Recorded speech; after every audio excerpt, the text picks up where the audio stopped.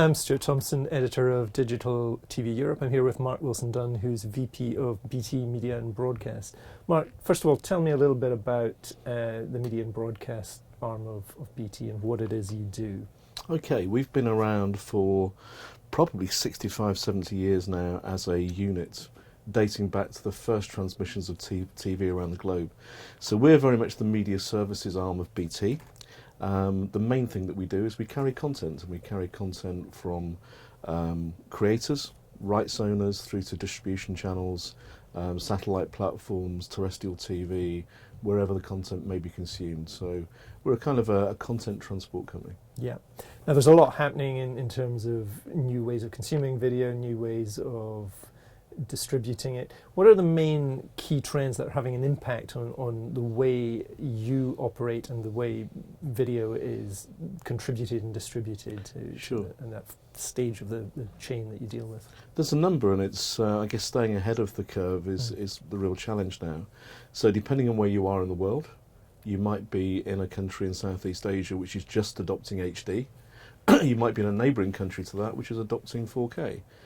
In the UK, we have a very mature market, and obviously the rise of second screen and OTT has changed the dynamics of the market.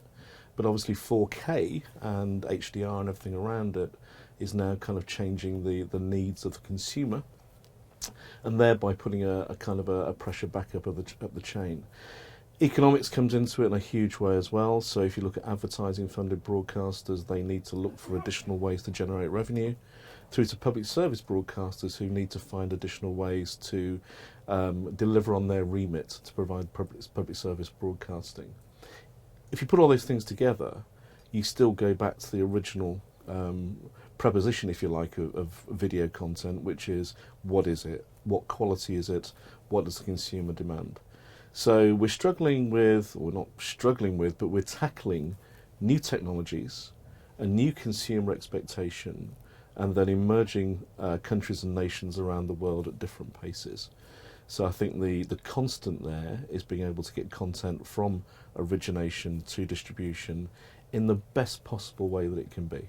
Great. Now you mentioned 4K there. That's obviously something that's very much coming up, and further down the line with HDR and other elements of the whole UHD, Ultra HD experience.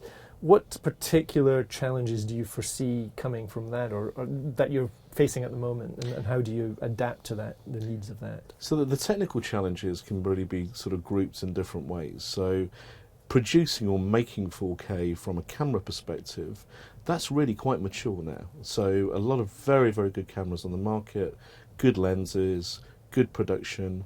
That is becoming almost, I wouldn't say easy, but it's almost standard. It's how you then take that 4K content down the value chain to the point where the consumer gets it and they get true 4K.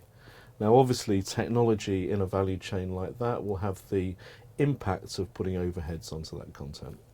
So I think the challenges really are there for the broadcasters to put their production chains into place which can carry 4K.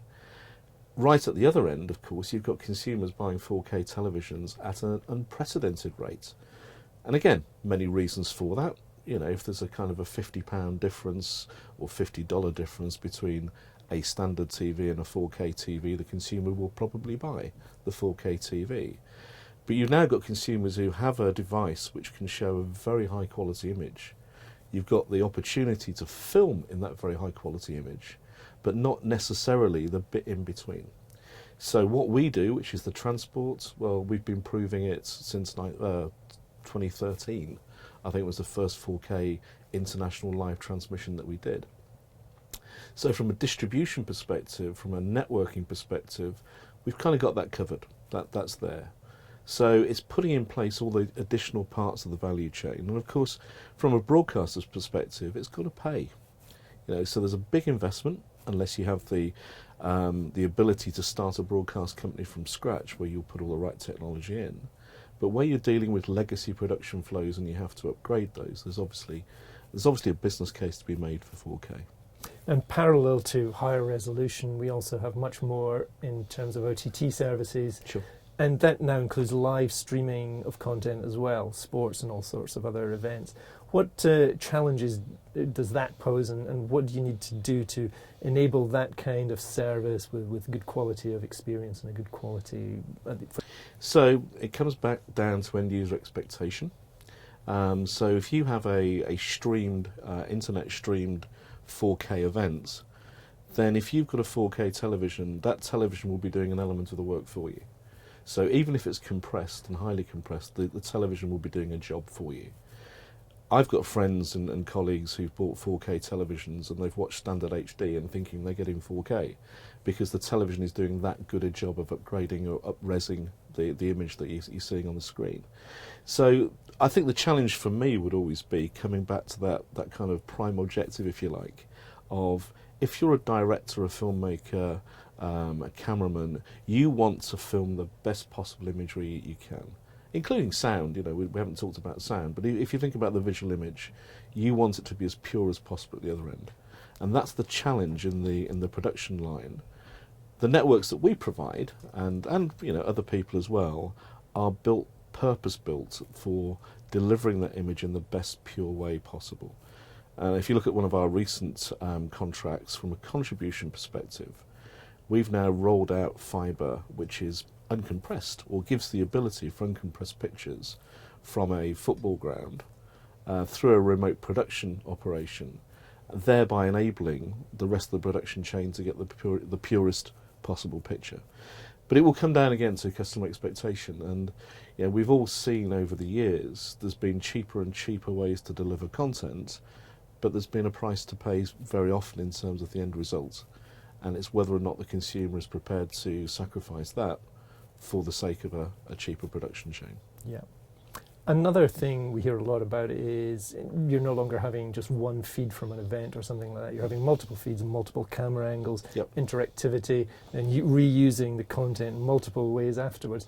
So we hear a lot about metadata and things like that. What are the things, that the building blocks that need to be put in place, and how complex is it to meet the needs of the content rights holders who want to exploit and provide all these new ways of consuming content? Yeah, so that goes straight into the key point really, which is the monetization of content.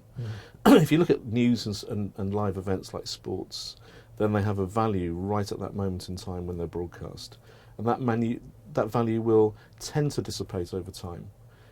Archive then is reusable, and this is where you can remonetize that content. So if you look at Formula One, you know, a fabulous visual event, and if you go back into time, you'll have racing drivers who, if you can get hold of all of the clips of Jackie Stewart or Schumacher or Nigel Mansell or whoever and put those into a library program, then there's a remonetization value in that content.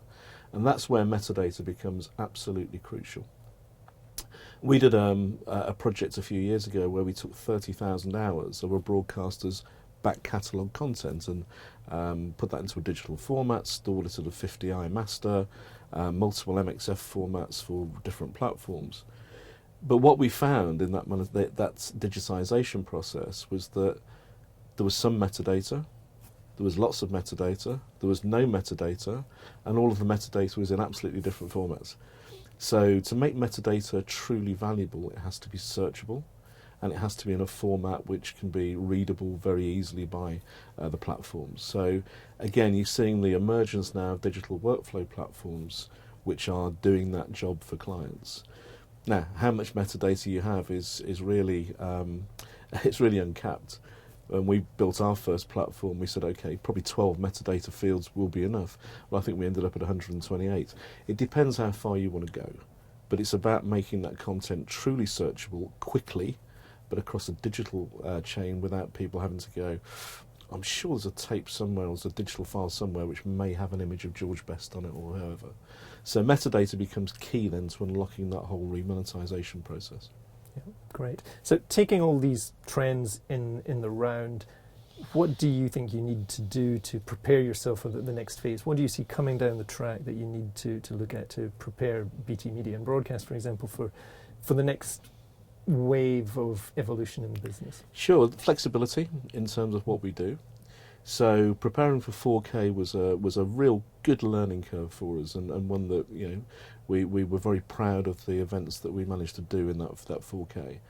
HDR, as you say, coming on top of that, wider colour gamut coming on top of that, Dolby or similar sound, which adds so much to the viewing experience.